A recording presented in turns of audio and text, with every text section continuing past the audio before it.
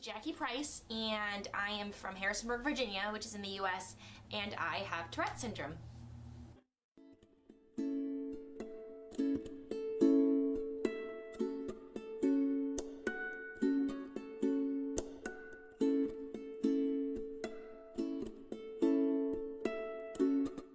I was first diagnosed with Tourette's my sophomore year in college, which is actually pretty late because most people are diagnosed when they're a kid, but I started having tics in 8th grade, but they were really kind of subtle, and I just kind of covered them up, and my family didn't really think much about it. But when I got to college, they started getting a lot worse, and after like a year of just really bad tics, I was finally diagnosed by a neurologist as having Tourette's. Some of my tics, they change a lot, which makes it interesting. I blink, and I move my neck. I like stretch my neck. I have to stretch my neck. I say words. My words right now are please, stop, and no. Those are the ones I yell, which always gets a little confusing. Yeah. I also roll my eyes. It's like your muscles are just seizing up, and you have to release. It's like a really complicated sneeze is kind of what it feels like. It's very unpleasant, and if you try to hold it in, your whole body just feels really, really wrong, and it's the only way you can feel right is to tick. You just kind of let it out. It's really weird. It's hard to, I guess, explain if you've never felt it before. Yeah, it's odd. I didn't start having tics until 8th grade, so high school with Tourette's, it wasn't that bad because, like I said, I could cover it really well. It was just this high-pitched yelp kind of thing that I could usually cover up as a sneeze.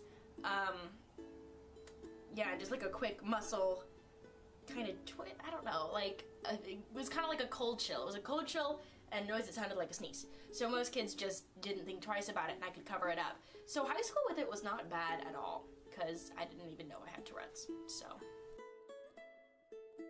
My teachers are really understanding, I guess my professors in school. This is my first semester where I've actually told them that I have Tourette's, and it's a lot better because they don't ask me where I'm going. If I make a sound, they don't try to ask me what my question was. They don't look at me funny for sticking my tongue out at them. It's just, yeah, they're really great about it. My best teacher. I have two. Well, one actually, it was just one instance. I'm in this massive psychology class. It's like 250, 300 people, and the teacher doesn't know any of our names. But the first day I went up and I said, I have Tourette's, so sorry if I make noise, and if I raise my hand, I'm probably not raising my hand, so don't worry about it. And a few weeks later, I finished my test, and I was leaving, and he chased me to the door and stopped me, and was just like, hey, how's it going? Is there anything else I can do? Can I make any more accommodations? Are you learning? I almost cried a little bit because that's just so sweet for a teacher to care in a class that big. So that was really cool. College is definitely different than high school. You kind of, not find, okay, you find yourself. It's your first time on your own, and you figure out who you are and what you want to do and all that stuff. And especially with Tourette's, I don't know, I feel a lot more independent and able to tell people, and I take a lot more responsibility on myself. I don't have my parents or anyone to stand up for me about it, so it's just kind of me.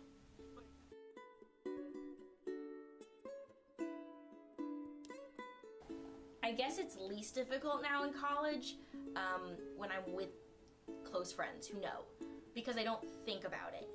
Because your tics get worse when you think about it, and so when you're around people who don't know, you think about how embarrassing it would be to tick, therefore you tick more. It's a very cruel cycle. When I'm with people I'm comfortable with, I don't even realize when I'm ticking, and they don't mention it or anything, and it's just a really good feeling to not have to worry about it. The hardest part of having Tourette's, not having control, I think, is it. You have very little control. It's a very weird feeling to not have control over yourself. And you just kind of live in constant fear. Fear's dramatic. But you're just not sure what embarrassing situation you're gonna be thrown into next. And you're just kind of always on guard and always thinking and focusing on not ticking. So it's just kind of a lot of energy. The best part is that people remember you very easily. All of my teachers know my name before everyone else's because I'm Jackie the Tourette's girl. And yeah, you meet people and they find out you have Tourette's, it's something memorable and it makes you different and it kind of gives you an experience that not a lot of people have. Making new friends is fun, kind of, sometimes. I've told people I've had Tourette's before and they think I'm joking, I'm like making fun of Tourette's, and they're like, wow, that's really mean. I'm like, no, I actually have Tourette's. I'm not making fun of it. Advice for someone who's just diagnosed, that's rough. It's not that big a deal. I mean, it's a big deal, but soon it won't be because it'll kind of become a part of you that you won't realize as much. And you'll get used to it and you'll accept it. It's gonna take some time. But it won't be so bad for long. We just have a different set of challenges than some people, and that's fine. It makes us special, makes us quirky, and we deal with it. That's all.